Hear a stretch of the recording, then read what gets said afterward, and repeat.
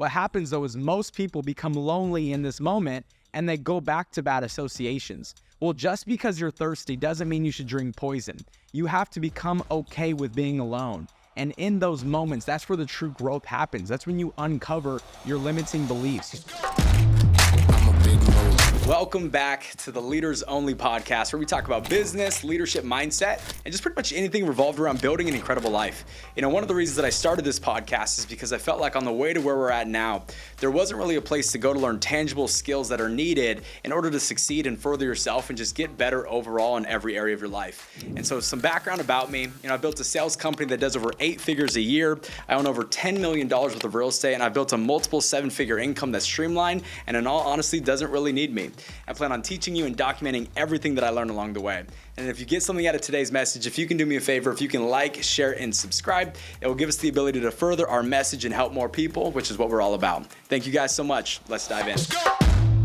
I'm a big mood.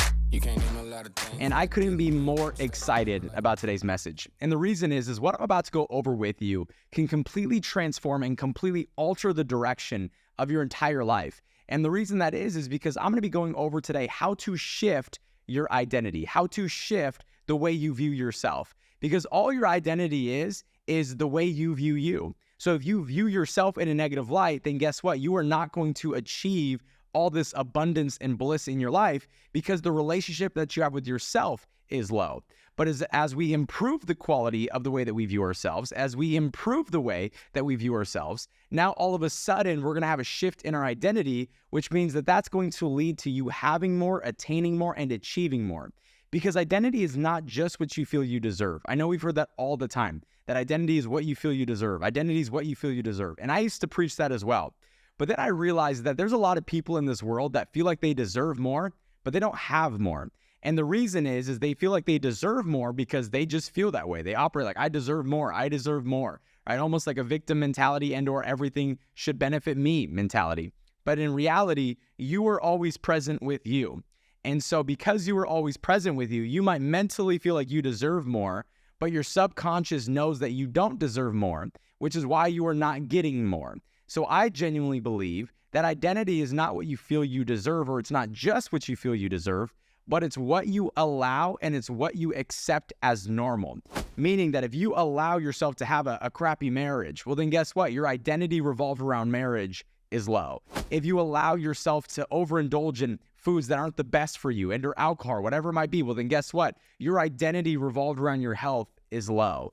If you allow yourself to not show up with your children and not show up as a parent, well then guess what? Your identity as a parent is low. If you're struggling financially, you just can't seem to get ahead, well then guess what? Your identity revolved around money is low. If your business is just not scaling and you can't get it off the ground, well then guess what? Your identity revolved around business is low. Your identity governs every area of your life. And unless we improve it, it's going to be very difficult to reach levels of abundance in all areas of our life. There has to be a shift and there has to be a change, because if nothing changes, nothing changes. Your current thought processes, your current operating system is creating your current quality of life. So if you are not satisfied with that current quality of life, then we need to up our identity in order to up the quality of the life that we want to have. And today I'm going to go over exactly how to do that, and I think it's going to help you a ton. And so let's dive in. So what I'm going to go over with you are 5 different strategies that you can implement in order to shift your identity and become overall better in the way that you view you. Because that's really all identity is. Identity is just the relationship that you have with yourself. So if you have a poor relationship with yourself, well then guess what? You have a poor identity. But if you have an incredible relationship with yourself, well then guess what? You're going to have an incredible identity. And that's really what it comes down to. So what I want to do is I want to go over 5 things that you can do in order to improve the relationship that you have with yourself. And by doing this, you are going to start to expect more, because the better you view you, the better you expect life to be. The better you expect life to be, the better your life becomes. And it's all this circle of life. So let's dive into the first one. So the first thing that you have to do in order to shift your identity is shift your associations. And it's not just associating yourself with people who are doing better. It's disassociating yourself from people who are not serving you when it comes to helping you develop. I'm not talking about serving you meaning they can do something for you. I'm meaning that they're negative, they're doubtful, they insert fear into your mindset, they hold you back, they comfort you. Those are people that, as much as you might love them, we have to disassociate ourselves from them. And to be upfront with you, that's probably the hardest part of the beginning stages in your development process because it's lonely. It's very, very lonely. You're disassociating yourself from people that you've known your whole life, that you love, that you care about. And yes, that is very, very difficult, but it's also needed. You have to become comfortable being alone in the early stages of your development because you're in this weird limbo stage where you're leaving old associations behind that don't necessarily serve the growth and you becoming the best version of you, but you haven't quite become a person just yet where you're being invited into the circles of champions, of people who are operating at an elite level. And so you're in this weird, lonely stage, and it's your willingness to become comfortable in that moment that's going to determine whether or not you grow, because you have to isolate in order to elevate. What happens, though, is most people become lonely in this moment, and they go back to bad associations. Well, just because you're thirsty doesn't mean you should drink poison. You have to become okay with being alone. And in those moments, that's where the true growth happens. That's when you uncover your limiting beliefs. You start to uncover the things that have been holding you back. You also start to become this dangerous weapon because a person who is comfortable being alone is a very dangerous person because that means that they understand their thoughts. They're able to think things through. They're able to know themselves on a deeper level. And someone who can know themselves on a deeper level is someone who's very dangerous from a mentality perspective because that means that they can control their behavior, they can control their operating system, they're able to control how they execute, they're able to control their emotions. This person becomes dangerous in business because they learn to be alone, and someone who learns to be alone is someone who can achieve high levels of success. But here's the deal.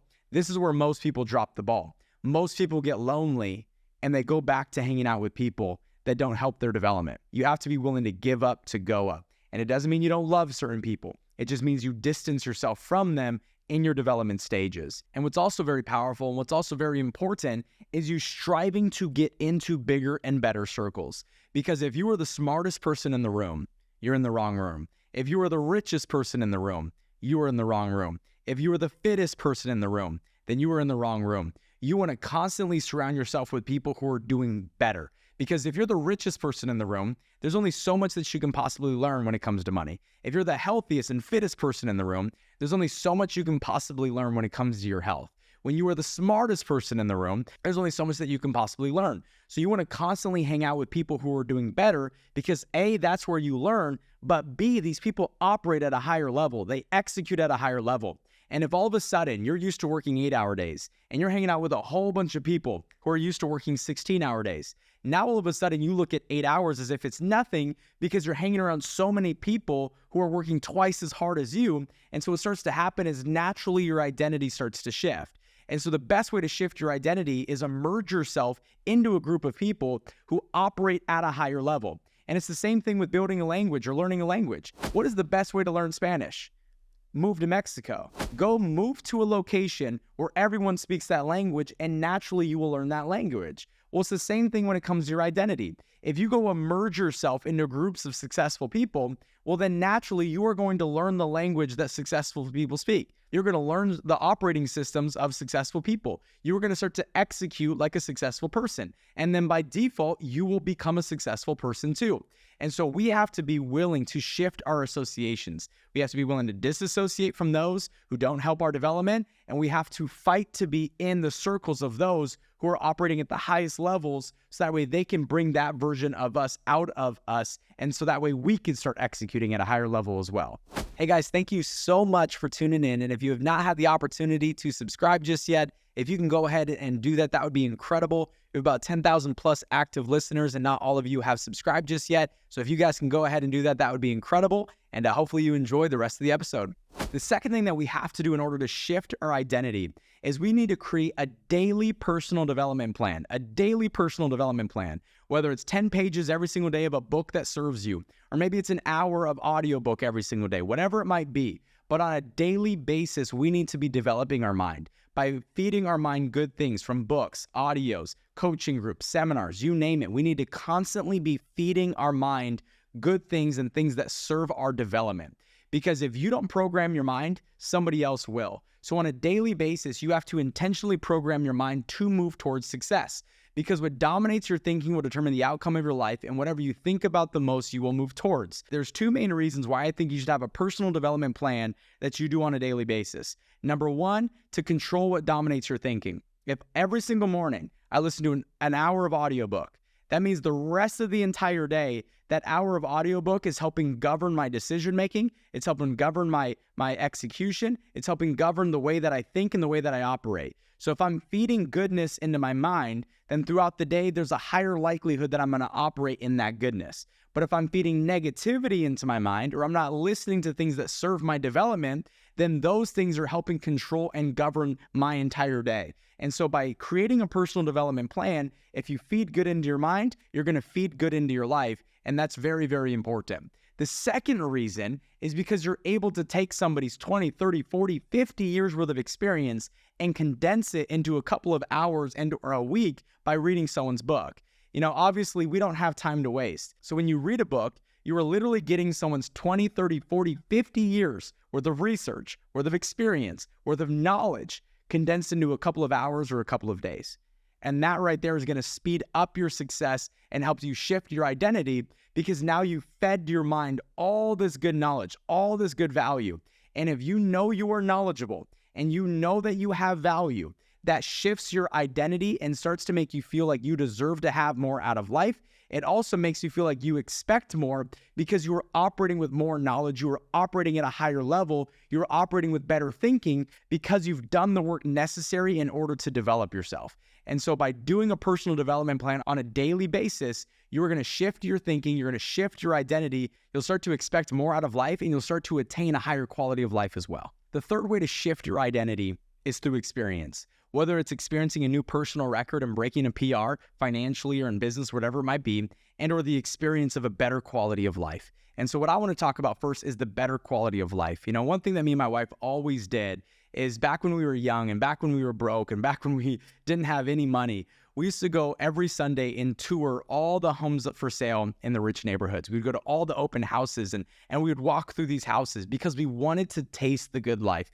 We wanted to experience what it would feel like to walk into a 10,000 square foot home with 8 bedrooms, where every bedroom had an ensuite bathroom and every house had 2 kitchens, not just one, and beautiful infinity pools overlooking incredible views. We wanted to know what it felt like to walk into a home like that. And so every single Sunday, we would drive around through the rich neighborhoods and we would go to all the open houses. No, we couldn't afford it. We would walk through as if we could, but I think everybody saw right through us. But we would go walk through these homes because we wanted to taste it. We wanted to feel it. We wanted to know what it felt like. We would go to the car dealerships and we would go test drive nicer cars that we couldn't afford just yet because we wanted to know what it felt like to have a push to start versus having a key. We wanted to know what it felt like to be able to get into a car where the leather was prestige and the car was unbelievable and it was a very expensive car. We wanted to know what that felt like, because how can you crave something you've never tasted? You can. If you never give your kids ice cream, they will never crave ice cream because you have to taste something in order to crave it. So we were trying to taste the good life so that way we could crave the good life. And the more we crave the good life, the more it helps shift our identity and shift our thinking. And what it really did is it shifted our execution because we started working harder because we wanted a better quality of life. But what started to happen, I didn't see coming, which was we started to become more and more familiar with things to the point that we were no longer impressed. And that's when our identity shifted. When we started walking into these beautiful 10,000 square foot homes and we were no longer impressed by the home because we had been in so many before that we were starting to nitpick. Oh, I don't like that kitchen, or this doesn't have enough bedrooms, or this doesn't have this, that, or the third. And our identity started to shift because it became normal to us. And when it became normal to us, we started to expect it. And we started to expect it. We started to do better in business, and we started to attain levels of financial success that we can have it to the point that we are now living in homes like that. And so literally years ago, we were pretending to go walk through these homes, pretending that we could buy them, pretending that we were interested, when in reality, we just wanted to taste the good life. And then it became so normal for us by going to these houses that it actually became our life, because we became used to it. It became normal to us. And so if I can encourage you to do something, is go experience a higher quality of life. Go to a fine dining restaurant every once in a while and order what you want on the menu. Go stay at a nice hotel every once in a while so you can taste the good life. Go to these open houses. Go to the car dealership. Go experience a higher quality of life. That way you want more of it. And that way you start to shift your thinking and shift your identity. Maybe you just want to give back. Go donate a large lump sum of money to the church or to a charity that matters to you and watch how good it feels. Go do these things and you are going to start to see a huge shift in your belief system about what it is that you want and what it is that you feel you deserve and what it is that you will allow to be normal in your life. After we toured all these dream homes, the 3,000 square foot home was no longer acceptable. After we went and test drove certain cars were no longer acceptable.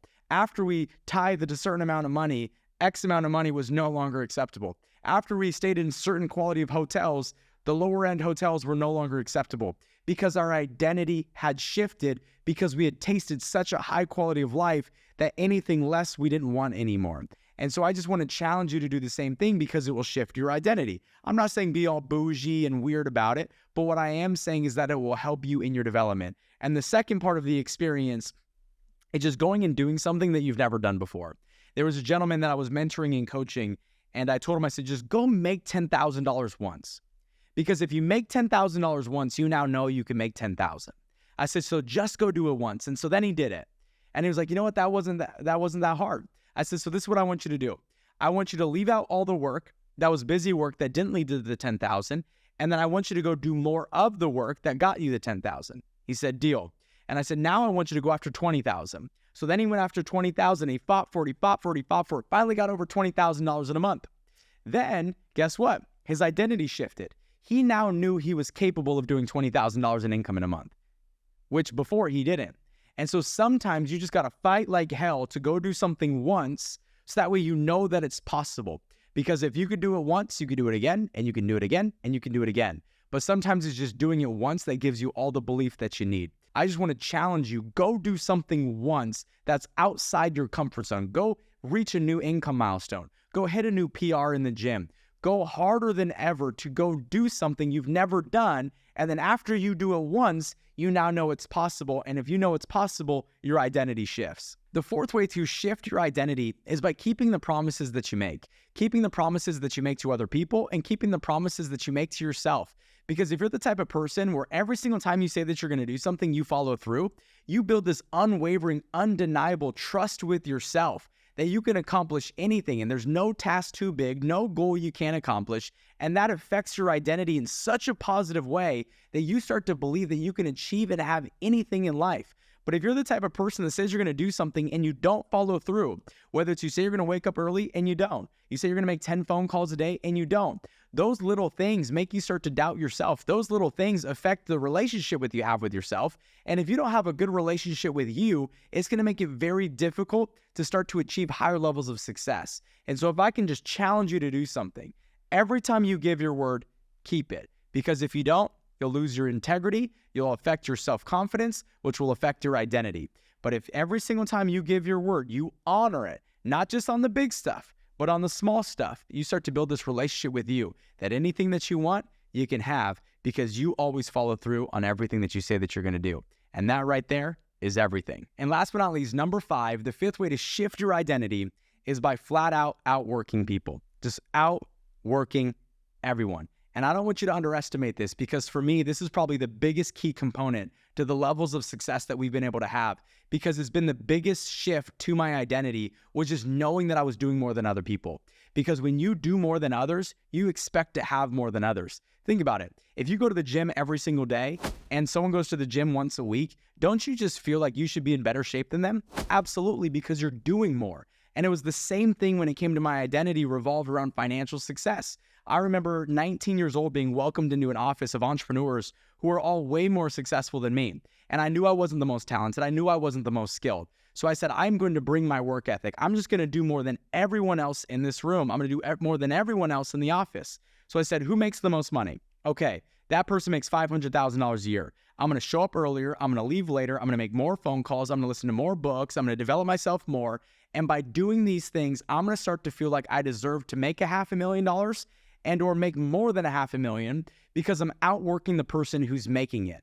And that was my recipe, and that's exactly what started to happen. The person was making $500,000, I outworked them, and I started to feel like I deserved to make $500,000 as well. And I didn't just pass the $500,000, I blew past it because I was working so hard and I never stopped and I stayed consistent with it. And so if you want to see a huge shift in your identity, in what you feel you deserve, just go outwork people who have more than you, and you'll start to feel like you deserve to have the same amount, if not more, and it will shift your identity for the good. And so hopefully you got something out of today. And if you did, if you can do me a favor, if you can like, share, subscribe, that would mean the absolute world to us. Obviously, we put out all this content for free, and all we ask is that if you got something out of it, you share it. So thank you guys so much, and we'll see you guys next week. Talk to you soon. Bye-bye. Not a Kindle. You outdated, I'm the one they getting into, and I don't break a sweat. Let's get it.